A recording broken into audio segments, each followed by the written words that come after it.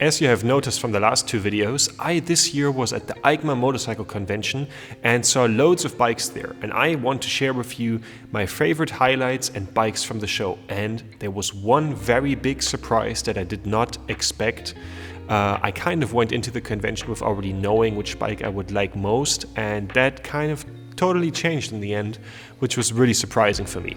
So let's go, and with that, welcome back to the freemilesmc. So number 8 of the list of highlights and bikes that I really liked at EICMA is the Ducati Hypermotard Mono 698. I think this bike is a really great bike innovation-wise, because the one-cylinder engine was kind of already at its limits of capability, and Ducati proved that there's still more possible with this engine with 77 horsepower and 63 Newton meters of torque. In total, this engine is quite high revving, and the bike that this engine is in my opinion, quite beautiful. And I really like the look, especially for a supermoto, but in total I have to say I was not that amazed by the bike in total, because I sat on it and I realized it's definitely not for my size. And it's so much not for my size that I'm probably not really able to ride the bike. So that's what made it the last place of my list. For anyone who wants to know, I'm 6'5", so if you're 6'5", maybe the Hypermotard Mono is not for you. I also think that everyone who is like 5 to 8 centimeters smaller could have some problems. Fitting for the Ducati Hypermotard Mono, I actually have Ducati behind me, the Diavolo. That's because I filmed this video at work after hours, so that's why I have the fancy background today. The second highlight for me was not a bike in specific, but more that you could really tell that the Chinese manufacturers were really improving. There were many nice bikes from Kuj and many other little Chinese manufacturers.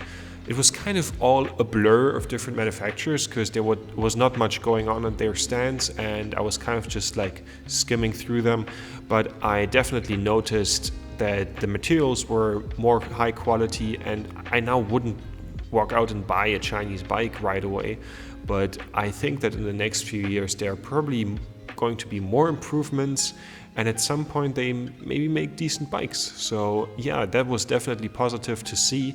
A lot of the designs of certain objects like blinkers and everything seemed kind of stolen, you know, like you had bikes that looked like knockoff Harley Davidsons and so on, but stolen doesn't mean bad instantly. So I'm curious how this stuff will ride. And maybe in a few years down the line, we see some actually very decent bikes from China. So we already do with CF Moto and so on, but I'm curious of that development. Number 6 on the list is again for me a bike, and that is the Bimota adventure bike, because that adventure bike is equipped with a supercharger and has this very cool swing at the front that replaces the front forks, and that design just looks absolutely insane. And I would be so curious how a bike with a supercharger, especially an adventure bike, would ride. I cannot imagine how it would be on a gravel road to have that amount of power on the real wheel.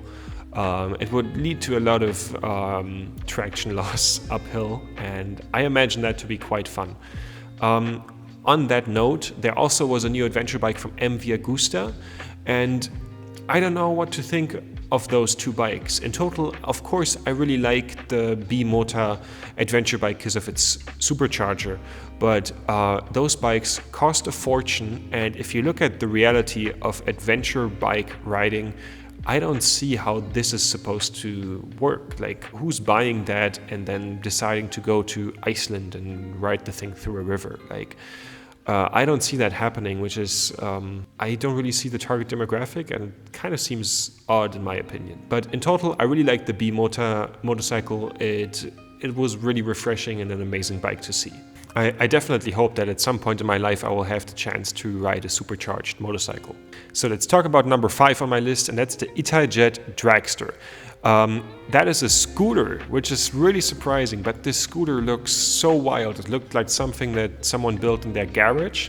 And yes, it's a scooter, but it's kind of more a motorcycle, because it has proper gears, 6 gears of that, and it shifts like a motorcycle, and it has this tubed frame that is completely exposed and looks just super wild.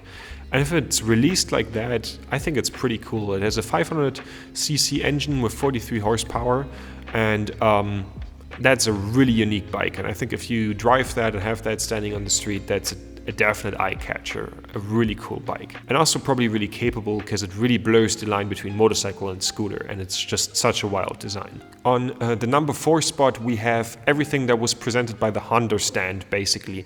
I didn't like anything that much in particular that deserves its own number. But for example, I really like the new Honda CBR 600RR, which is again a 600cc super sport, which I really like that they keep those alive. But in total, I have to say it kind of looked like just slapped onto the stand. It just stood there. The design kind of looks like it's 10 years old. If they keep the 600 sports bike alive, which I think is really, really great, they should maybe do it in a more time-appropriate design, in my opinion. But I'm really happy to still see it. The Honda CBR 600 comes with 121 horsepower and 63 Newton meters of torque. Also on the Honda stand, there was a new Honda Hornet 1000, and I think that's great. In my opinion, the Honda CB750 is a great handling bike. At some point, there will be a review on that bike on this channel that I already filmed, and great to see it also as a 1000cc bike now. And also the Honda Hornet 1000 has a significant bump in power to the Honda Hornet CB750. It has 150 horsepower and 110 Newton meters of torque. Also, in my opinion, the Honda Hornet 1000 looked better than the CB750 Hornet. Speaking of the mediocre looks of the CB750 Hornet, there have been some new designs for the CB750 Hornet, which I really like because in my opinion that bike needs a definite visual upgrade. So really happy to see that. Also the designs, I don't know how they will look on camera, but in person they looked not just decent, they really looked good in a way. So really happy to see a good bike also now with some proper looks. On number 3, we have the Royal Enfield Himalayan Electric. That one was kind of left alone on the EICMA motorcycle convention. There were not a lot of people around it. The convention was really, really crowded, but basically no one was ever at the Himalayan Electric, which is kind of sad, because considering that India wants to ban gas-powered engines with 150cc or lower, this bike becomes really interesting for the future of Royal Enfield, because that means they probably will produce more electric motorcycles. And I think also a Royal Enfield Bullet Electric is in planning, and I just love seeing electric motorcycles that have a little bit different styling, that go into this like cafe racer direction. Also a huge fan of the design of the Lightwire and the Del Mar that already wasn't shown at the EICMA, but that is out there, and I like those kinds of designs, so I'm really happy that Royal Enfield is going into that direction or wants to go there. And in specific, when it comes to the Royal Enfield Himalayan Electric, I'm really curious. They always have this test for the Himalayans that they need to be able to pass through the Himalayas, and I want to see how they do that with an electric bike. Yeah, the bike is not something that will be released next year. It's more of a concept. The earliest you can have any chance of seeing something like that is in 2025. But I'm pretty sure they will commit on that, because with the laws changing in India, I think there's no other way for them as a company to continue. So they will definitely do that, I think. So now we get to the number 2 before we reveal the big surprise of the EICMA 2023. And for me, the number 2 was the Yamaha XSR900GP 900. I expected that to be my number 1 coming into this. I really loved the design. I started on an old FCR, so this definitely touched a soft spot in my heart, and I'm in love with that bike. I just want it so bad. I think it's one of the coolest bikes, if not the coolest bikes that Yamaha has released the last few years. I think that's a really, really cool bike, and just the visuals of it speak for themselves. I did a whole video on the bike. If you want to check it out, check it up right here. Also, I don't just like the Yamaha XSR900GP for its design, but also with the clip-ons and the new foot pegs, it comes closer to something like a Yamaha R9, which many people wish for. Sadly, that didn't got revealed at the EICMA. So in total, I think it is a really solid package, and it definitely has a soft spot in my heart. So now we come to the number 1 and the big surprise of the EICMA motorcycle convention this year in 2023. That was for me completely unexpected. MotoMorini with their new V-Twin engine, because they released a V-Twin engine for a super sport motorcycle and a naked bike, the Cosaro and the Cosaro Sport. And have a look at that bike. That just looks absolutely gorgeous in my opinion. And also MotoMorini usually produces their engines in China, but this will be a completely Italian designed engine. So I think that is really, really cool, and I would love to ride that bike.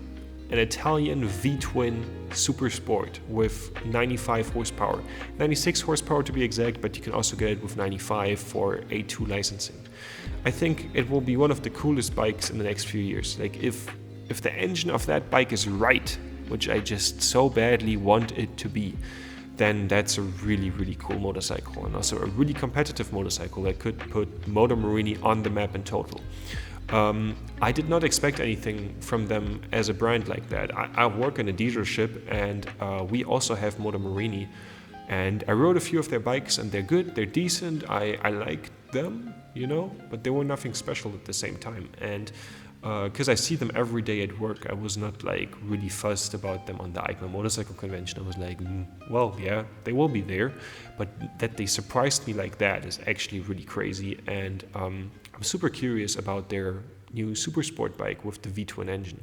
Most manufacturers have those cross-plane cranks now, and it's kind of to get into this direction of how a V-Twin would be. But it's not an actual V-Twin, and it's really nice to have a naked bike and a super sport with an actual V-Twin again. Like, that is so cool.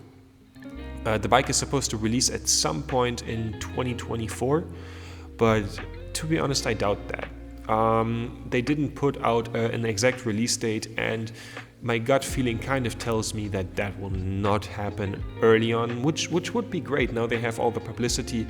If they would release something like that in early March, it would be amazing, but I am a bit afraid that they fuck it up and maybe don't even release it next year, or maybe just very late or something, but we will have to see.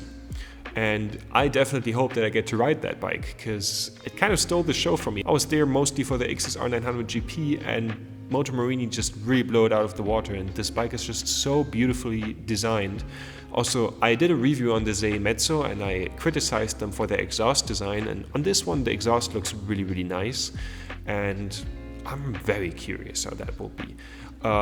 If they pull this off, it could put MotoMorini on the map as a company, so I hope they do. That was my impression of the EICMA Motorcycle Convention 2023. If you have any questions about stuff that I maybe saw or bikes that I've sat on, feel free to leave them in the comments, and I will try to answer as most as I can. And I hope that you like the stuff that I do here on YouTube, and if you do, feel free to subscribe, like, and I have the links to my other socials and my Patreon down in the description. See you soon.